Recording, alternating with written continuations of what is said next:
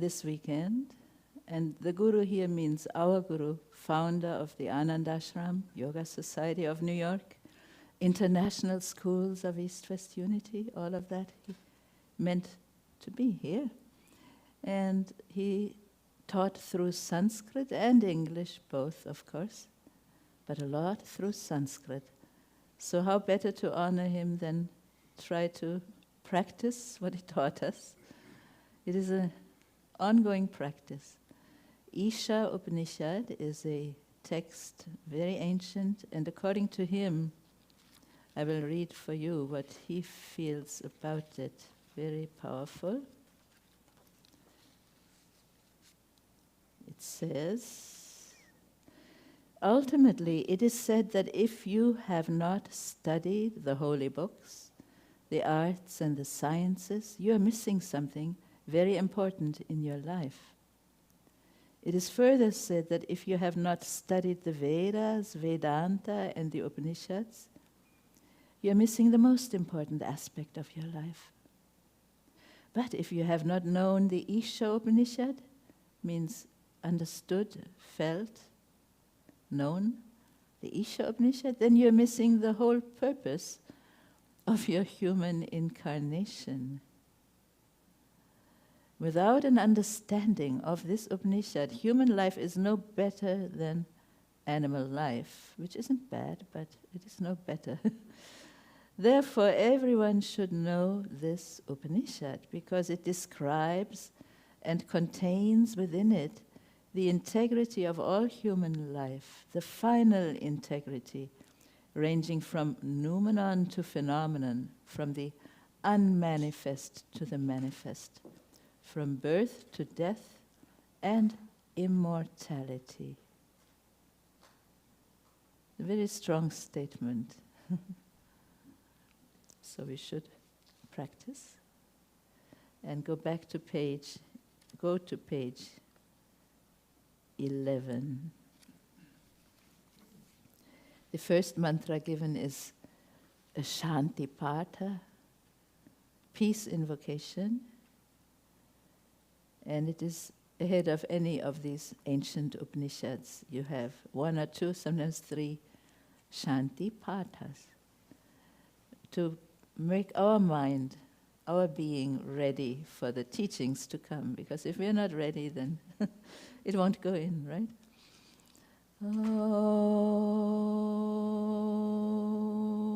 The title is Ishavasyopanishad.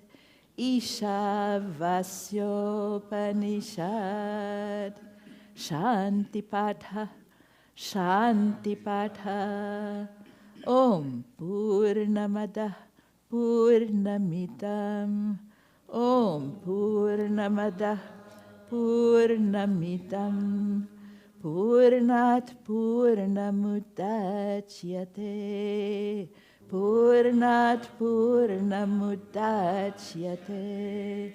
Purnasya Purnamadaya.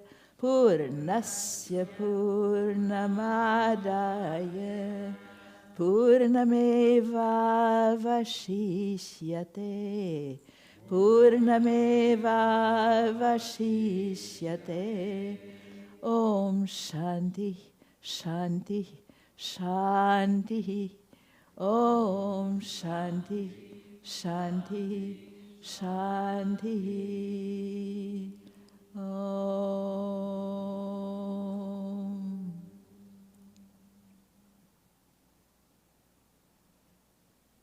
What is this? Purnam, and then comes Purnat and Purnasya, all from the same word, obviously. Purna means that which is completely filled, full, complete and perfect, nothing missing.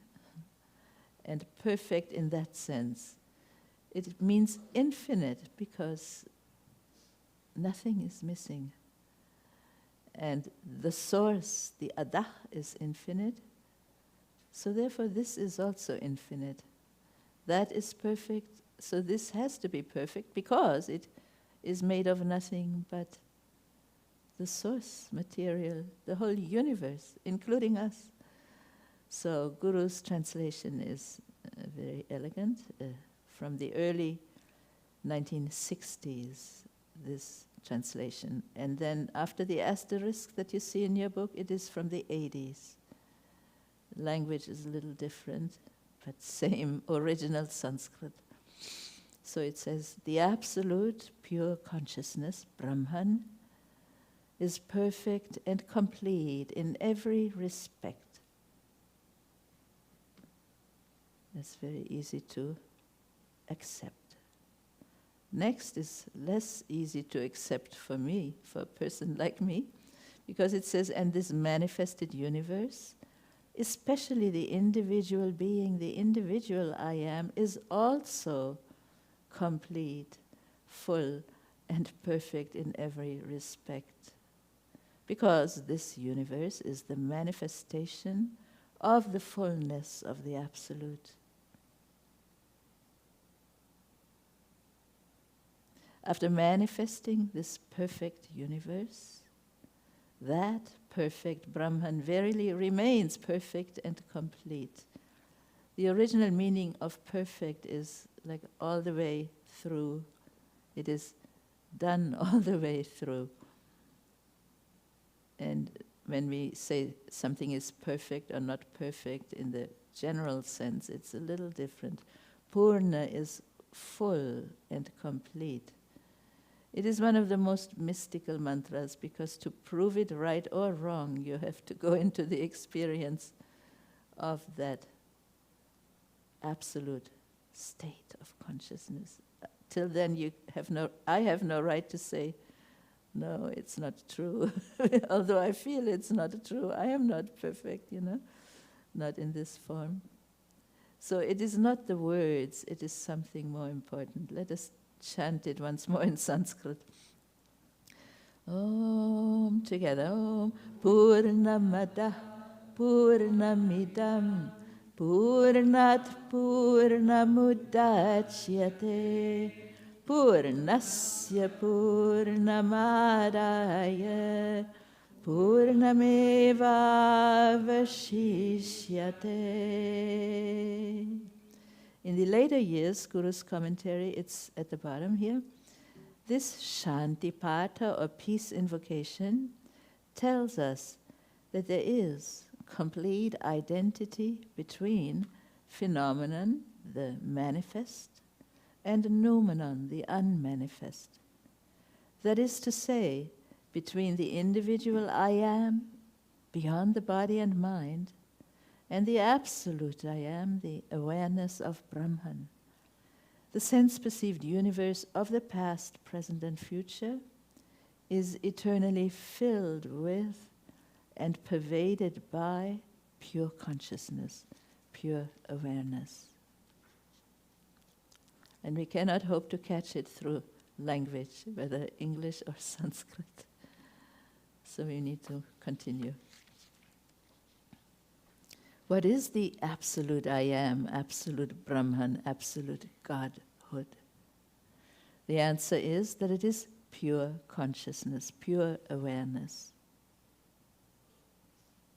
Pure consciousness means just the light of awareness, not the contents.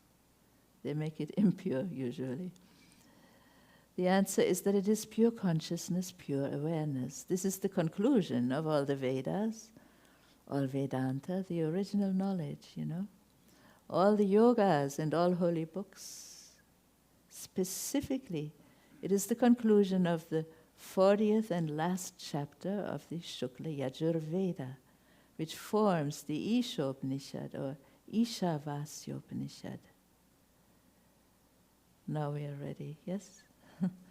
Om Ishavasyamidam sarvam Ishavasyamidam sarvam Yat kincha jagatyam jagat Yat kincha jagatyam jagat Tena tyaktena bhunjita tena tyaktena bhunjita magridha kasya svidhanam magridha kasya svidhanam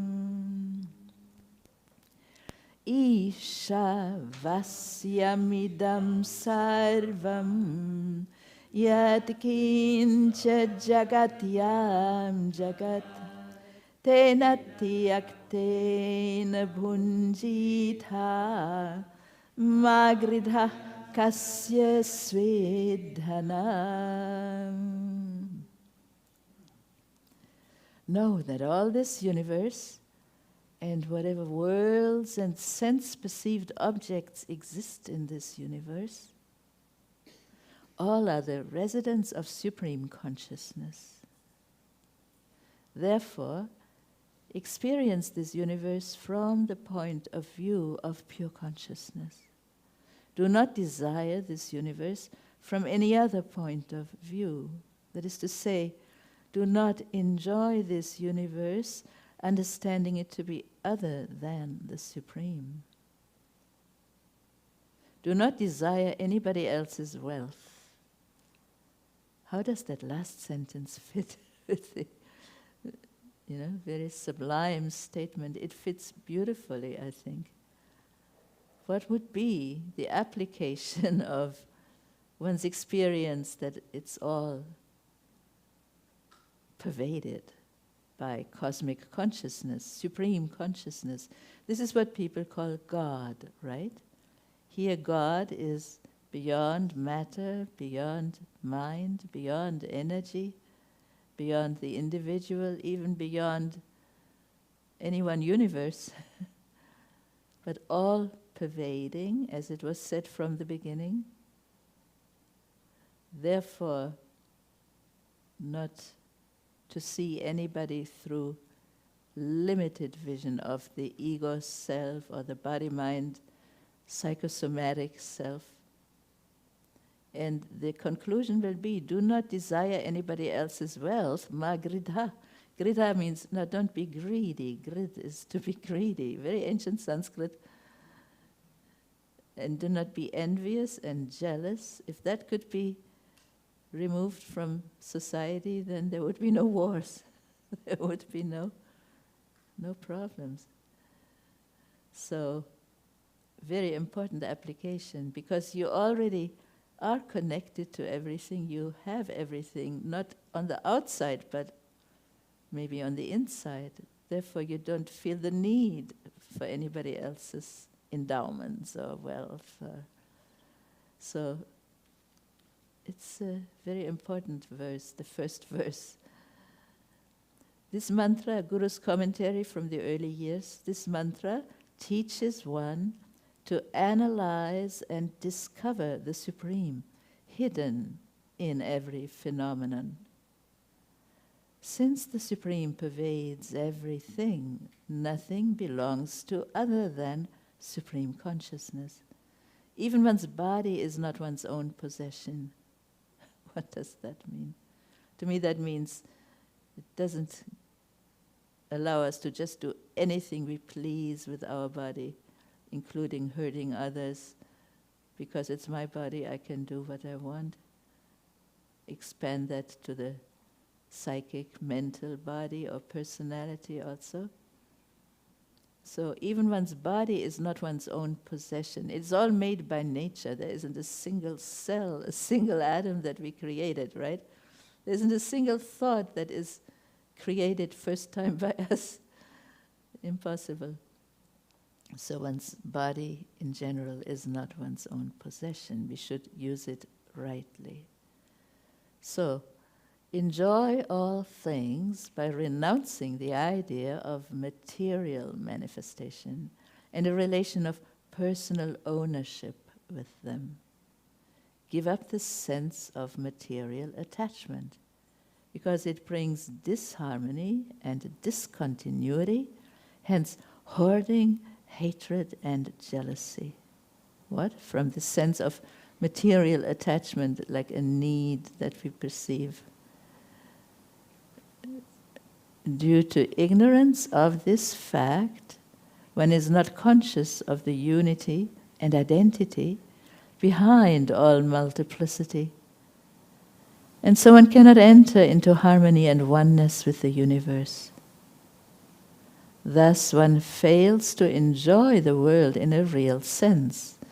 This is the universe, from Latin unus, meaning one, etc., where the One Supreme is moving in all forms. It is not multiverse, but universe.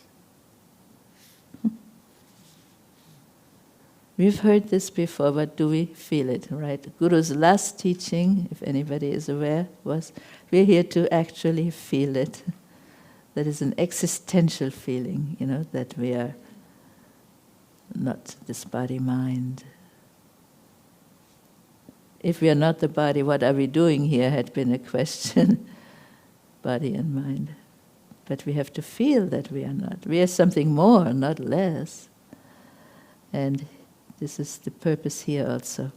The first mantra, this is the later commentary, the first mantra opens the topic of pure consciousness, pure awareness. Pure awareness is the governing consciousness.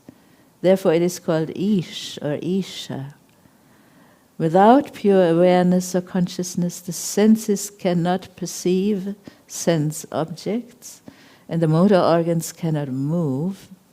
The body cannot do anything. If you're unconscious, try. Cannot. The mind cannot function, ego cannot execute its work, and superego cannot supervise. Wisdom cannot work. One's true identity, therefore, is the absolute I am, the pure consciousness, beyond the body and mind.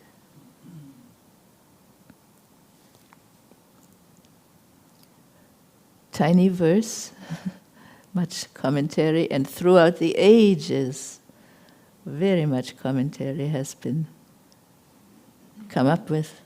And you must have your own commentary inside at least. Chant it again, number 1. If you remember, I think. Om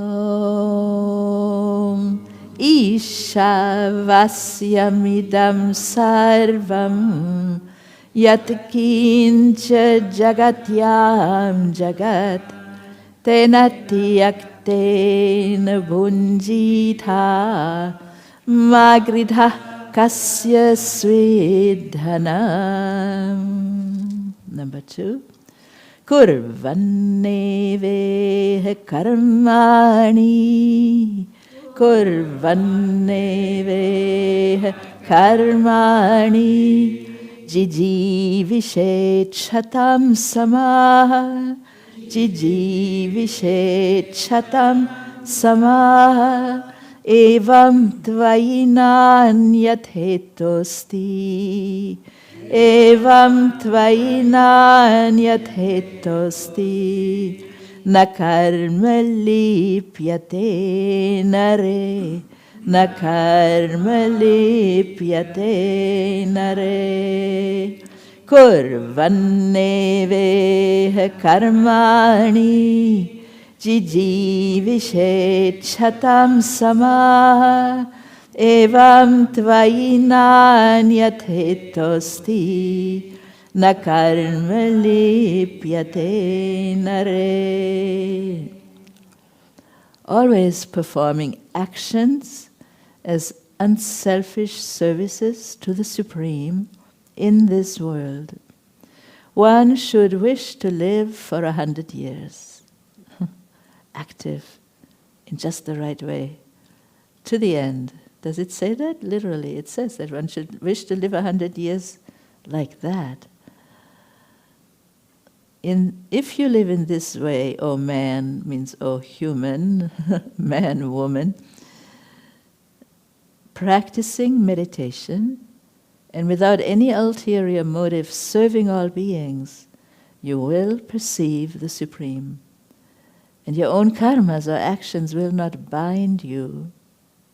There's no other way than this by which you will perceive the Supreme and by which your karmas will not bind you. So the Supreme is that Supreme Consciousness, which of course is all pervading and all transcending. It's not a figure, male or female, God. It is Supreme Consciousness. Commentary. The aim of true life is not abstention from action, but evolution of consciousness by conversion of matter into spirit, by dedicating one's body and senses and mind to that Supreme Consciousness, which is spirit. These are just excerpts from a larger commentary. So, evolution of consciousness by continuously working with that motivation, serving all beings. All practices, he writes, are for the sake of discovery of pure consciousness, which is immanent and transcendent, and which is one's real essence, one's real essence.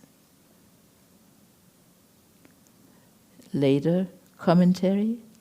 The second mantra here addresses the topic of selfless service, that is, action dedicated to the Absolute I Am, Absolute God, without any ulterior motive. Nobody can avoid karma, action. There's no choice between karma and no karma. There's only the choice between being free from ulterior motives and having ulterior motives. And which is the difference between good karma and bad karma? What is it again? Doing something without selfishness, without hidden ulterior motives. That is good karma. Same action done with something in your mind, motivation, some profit you're going to get from it. That would be not good karma, bad karma. It's not the action itself, right? That's what it says, your inner attitude. Action performed with ulterior motives binds one, while action without ulterior motives, performed as absolutely divine service, releases the embodied soul from all bondage. All of nature follows this rule. All of nature, non-human beings, we imagine, don't have the freedom to have motives. They're just with nature. These first two mantras are very comprehensive. Then the third one will tell you what happens when you don't follow. There has to be one warning verse here, and that's the one coming up. Om Asuryanamete Loka Asuryanamete Loka Andhena Tamasavrita Andhena Tamasavrita Tanste Pretya Bhigachanti Tanste Pretya Bhigachanti Yeke Chatmahano Jana Yeke Chatmahano Jana. Together. Asuryanamate Loka Andhena Tamasavrita Tanste Pretya Bhigachanti Yeke Chatmahano Jana.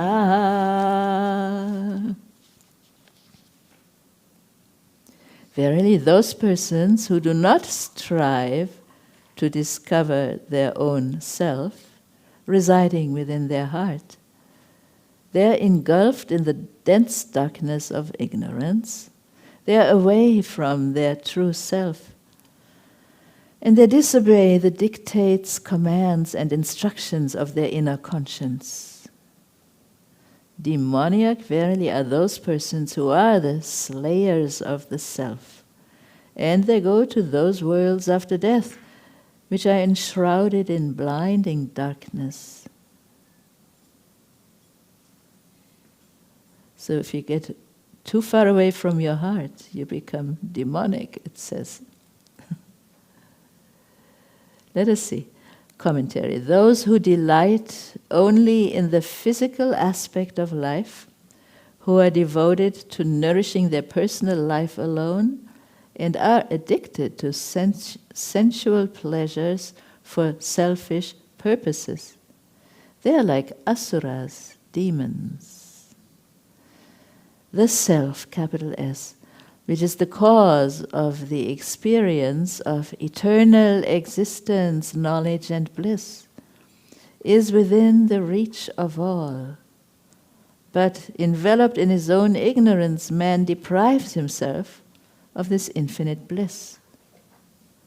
As a result of this self-negligence, he finds himself going through the rounds of birth and death, through happiness and unhappiness in various bodies, higher or lower, created by his own motives, desires, and driving forces. Well, one paragraph of the later commentary. This mantra tells us that those who cannot follow the mandate of selfless service are committing suicide, as it were, because they are identified with their body and mind alone. Death after death, they move into lower worlds which are covered by dense darkness. Don't worry. You're going to go after death where? Where you're already headed. So you have full power over heading the right way right now. Right? It is not... it's a strong statement, but all it says to me is, where am I going? Where's anybody going after leaving this body after death? Exactly where you're already headed, because you cannot go any other direction after death. Nature makes you move exactly where you've been aiming at, what you've been aiming at. So there's nothing too bad. Make sure right now we can only take a hold of the present, right? To assure a better, a good future. Better or just good, never the other way. It is one verse in the whole Upanishad that seems a little strong like that, but it will talk about what is the nature of darkness and how to recognize. We won't be able to do all the mantras today, but let us take the next one. Om Anejadekam Manaso Javiyo Anejadekam Manaso Javiyo Nainad Deva Apnuvan Purvamarshat Nainat Deva Apnuvan Purvamarshad Tadhavatonya Natiyeti Tishtat Tadhavatonya Natiyeti Tishtat Tasminnapo Matarishvadadhati Tasminnapo Matarishvadadhati. Many melodies. Let us try another one. Anejadekam Manaso Javiyo Anejadekam Manaso Javiyo Nainad Deva Apnuvan Purvamarshad Nainad Deva Apnuvan Purvamarshad Tadhavatonya Natyeti Tishtat Tadhavatonya Natyeti Tishtat Tasmin apo matarishva dadhati. Tasmin apo matarishva dadhati. Supreme consciousness is one without a second. It is changeless and motionless.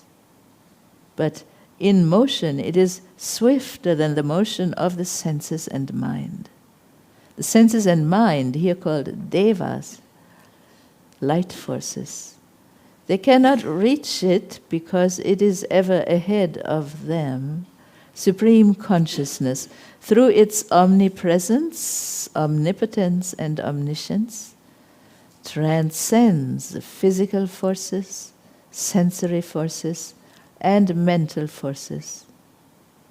By its mere presence, it enables cosmic energy, prana, to sustain the activities of the universe. By its mere presence, it enables energy. So consciousness and energy cannot even be separated. Can you cut yourself into consciousness and energy, although we're made up of equally both? It seems equal. Because energy is according to consciousness. So the Atman, the self, pure consciousness, this is the commentary, is the unchangeable and eternal principle. It permanently stands as the center of the changing phenomena of nature.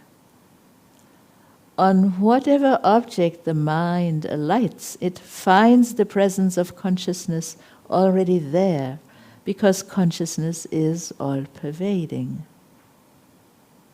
Before one is conscious of anything else, one must be conscious of one's own self.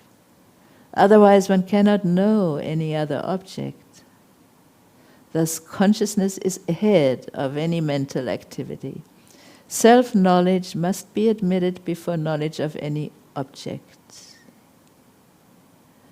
Without supreme consciousness, even the highest cosmic energy becomes powerless and ceases to exist.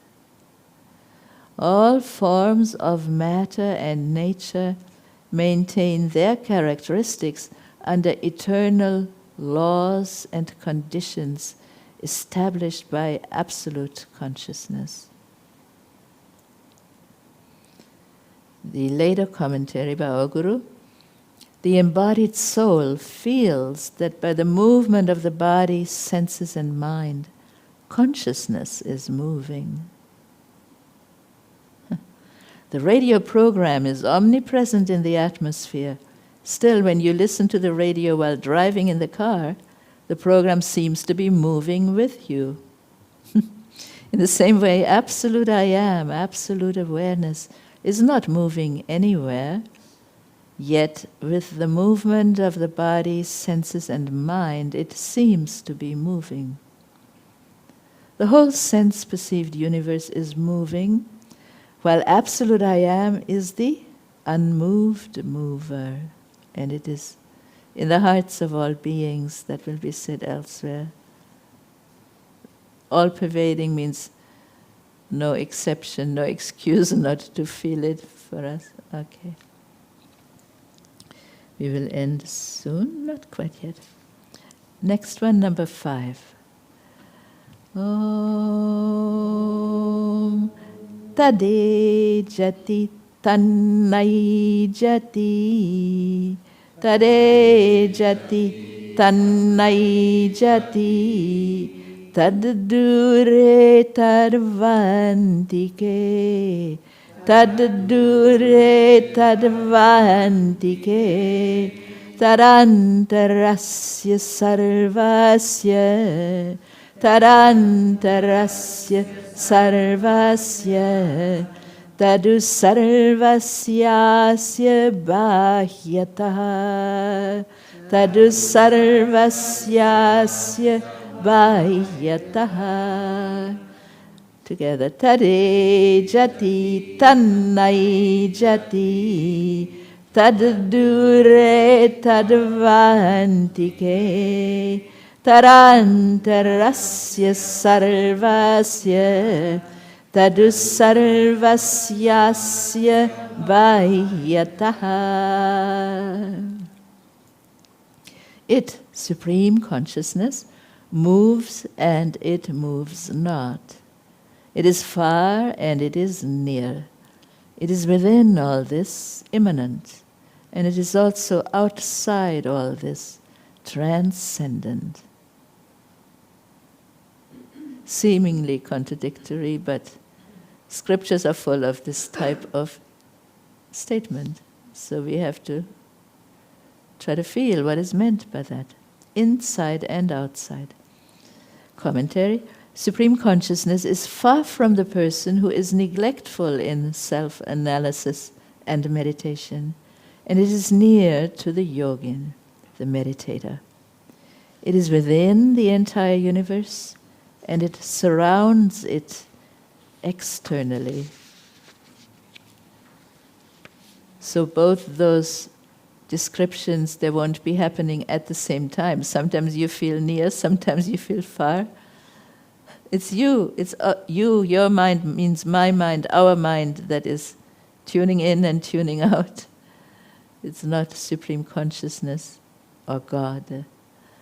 So anyway, during the process of self-analysis, there is evolution of consciousness, which indicates its movement. When one leaves the practice of meditation for a longer period of time, it seems to have moved away. For a self-realized and enlightened person, consciousness is immanent and transcendent simultaneously. The later commentary by Guru: to the ignorant one, the principle of the absolute I Am seems to be moving, while to the wise one it is not moving. To the ignorant one it is far away, while to the wise one I Am is the center of his or her whole existence. In the eyes of the ignorant, Supreme Consciousness moves because they do not experience it in the form of I Am. To the wise, it is permanent and motionless, because they feel motionlessness all of the time in the form of I Am beyond the body and mind. There is a center in us. It is not a physical location, it is existential center, which is the changeless and motionless. Even our own mind is a layer around that. It is not central. Our mind is periphery to the heart, to the self, to the center of existence. So the teaching of the Vedas and Vedanta, I like the next one, is very glorious somehow. Om Yastu sarvani bhutani Yastu sarvani bhutani Atmanyeva nupashyati Atmanyeva nupashyati Sarvabhuteshu chatmanam Sarvabhuteshu chatmanam Tato navijugupsate Tato navijugupsate Yastu sarvani bhutani Atmanyeva nupashyati Sarvabhuteshu chatmanam Tato navijugupsate. Sometimes you see the words themselves, take them separately, they have great meaning, of course. Yes is the same as yah, the person who, do indeed. Sarvani, do you see that word? Sarvani, all. Bhutani, bhutani beings, atmanyevanupashyati, atmanyevanupashyati. There are three words that melted together. We call that sandhi in Sanskrit. It means a combination of sounds, flowing together of sounds, or some adjustment in the sound. The meaning is still the same. So atmani means in the self, in the I am. There's an eva in there, indeed, or only, up to us. We'll see what fits better, indeed or only. Anupashyati. Anupashyati means sees, experiences, perceives. It goes with the first word, ya. The person who sees all beings, indeed, in the self. That is the great self. It can't be the small self. The ego cannot contain all beings. It just wants its own and eliminate all other. This is the great I am, or great self, our pure consciousness, our form of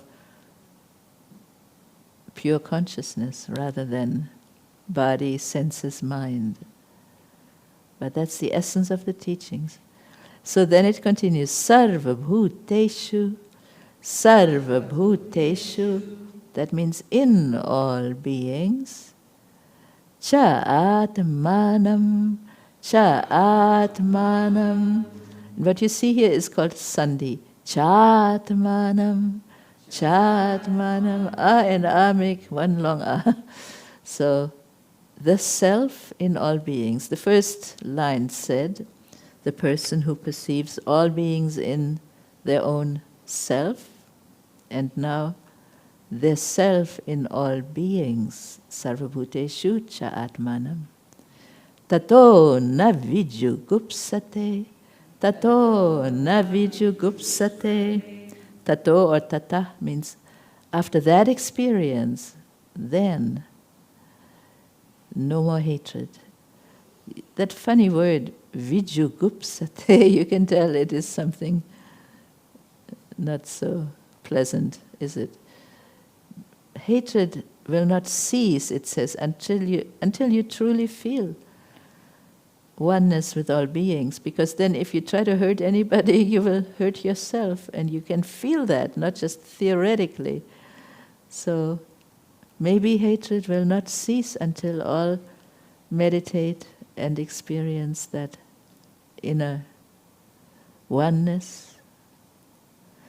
Anyhow, the person who sees all animate and inanimate creation in supreme awareness and sees the supreme awareness in all creation, who sees all beings in his own self and his own self in all beings, that person experiences unity and harmony and feels great love and compassion for all beings.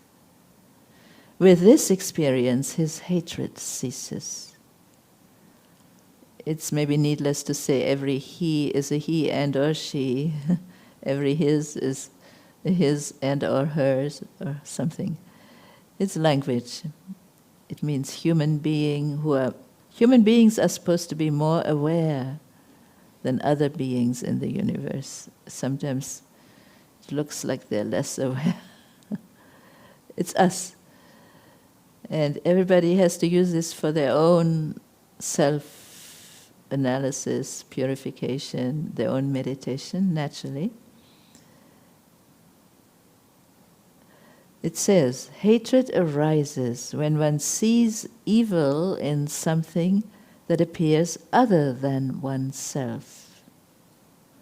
That allows you to hate, what you don't understand, the other. When one experiences consciousness alone in oneself and in others, hatred disappears. One moves beyond doubt, knowing that the oneself is manifested in all the multiple forms. In this state, the individual self is transformed and submerged into supreme consciousness, in which the whole universe is submerged. This verse points out that unity is the foundation of multiplicity, that it upholds multiplicity.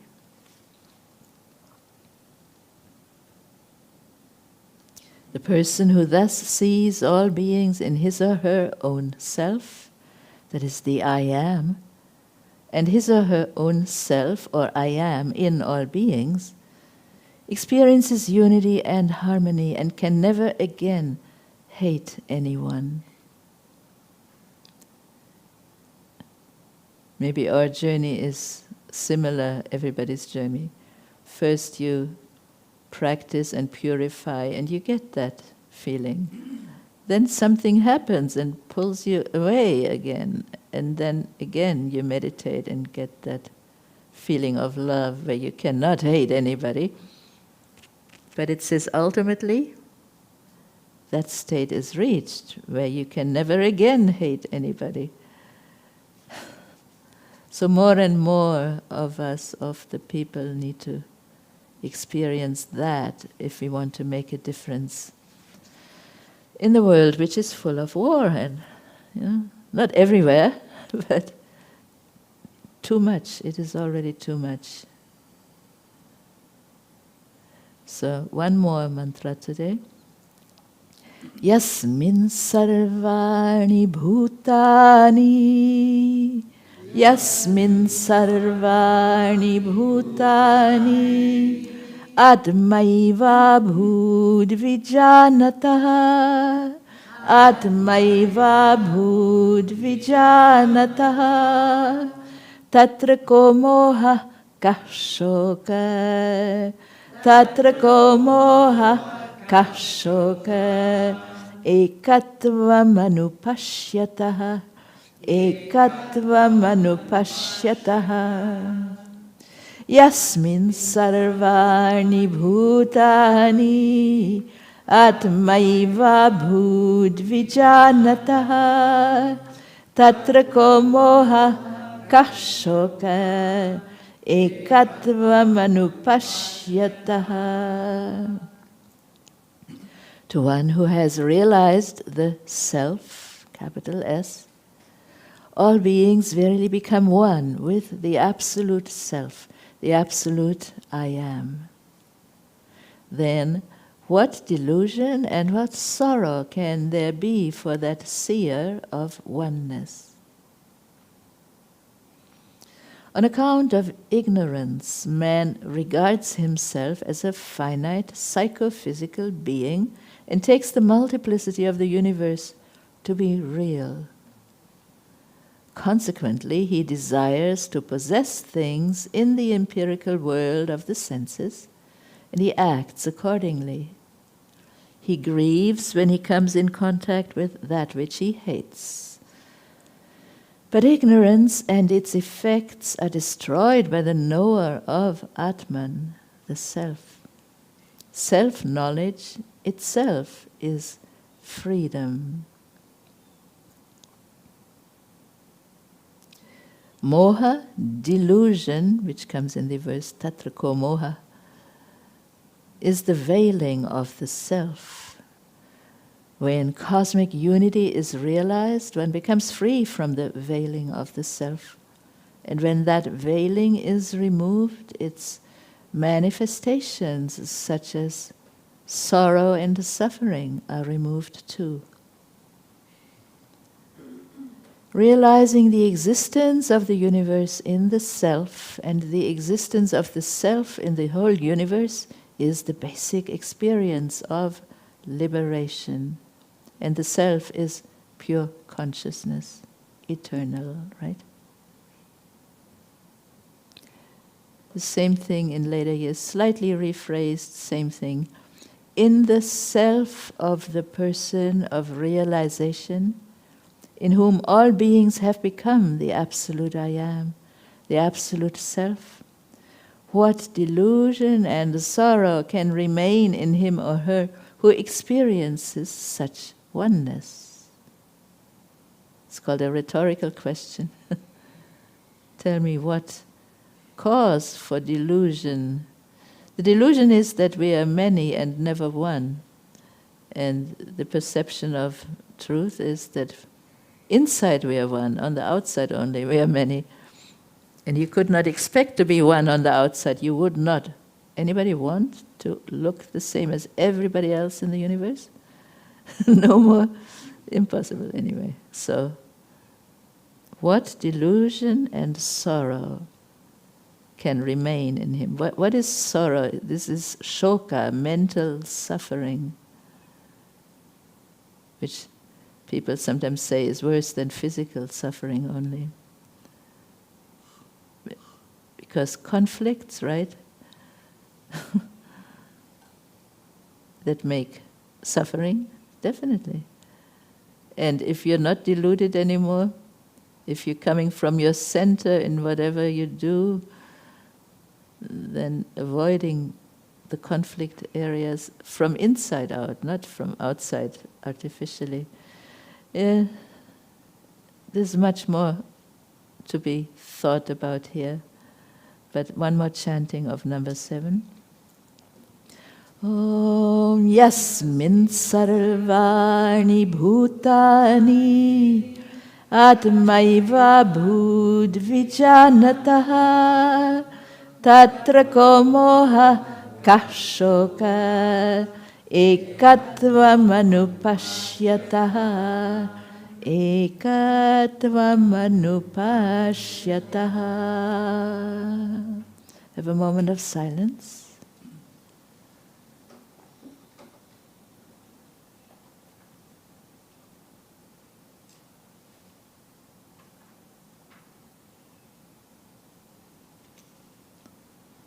Om Shanti, Shanti, Shanti. Om